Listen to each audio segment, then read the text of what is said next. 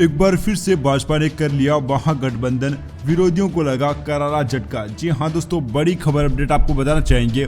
एक और पार्टी ने भाजपा के साथ गठबंधन करने का ऐलान किया है। पीस पार्टी के प्रमुख डॉक्टर अयूब लोकसभा चुनाव से पहले अपने रुख में बदलाव दिखाते हुए उन्होंने कहा कि उनकी पार्टी का कोई दुश्मन नहीं है, वो किसी भी दल से हाथ मिलाने को तैयार हैं। साफ है कि मौका मिलेगा तो वह एनडीए से भी गठबंधन करने से पीछे नहीं हटेंगे। हाल ही में एक कार्यक्रम में डॉक्टर अयूब का ये बयान सामने आने के बाद राजनीति के गलियारों में यह सवाल उठने लगा कि क्या यूपी में वाकई पीस पार्टी का कभी एनडीए से गठबंधन हो सकता है। पीस पार्टी चीफ के इस रुख को लेकर लोगों को हैरानी इसलिए है क्योंकि अभी तक उनके और बीजेपी के बीच दूरियां ही दूरियां देखी गई।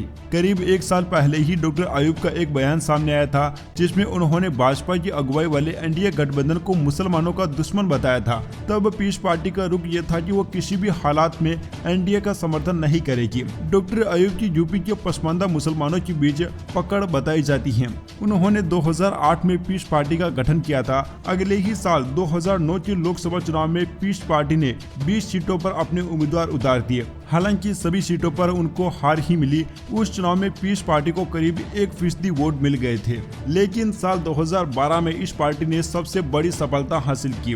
उस चुनाव में डॉक्टर अयूब की पार्टी 208 सीटों पर चुनाव लड़ी थी, जबकि उस पार्टी को 4 सीटों पर जीत भी मिल गई। खलीलाबाद से डॉक्टर अयूब खुद चुने गए थे। इसके अलावा रायबरेली, कांट और डुमरियागंज की सीट भी पीस पार्टी ने जीत ली थी। हालांकि गठबंधन के दौर में अभी तक उनका किसी भी बड़े दल के साथ समझौता नहीं हो पाया। राजनीति के मैदान में पीस पार्टी अलग थलग ही पड़ी रही। बाद के किसी भी चुनाव में पीस पार्टी नहीं जीती, सभी चुनाव में शामिल जरूर होती रही।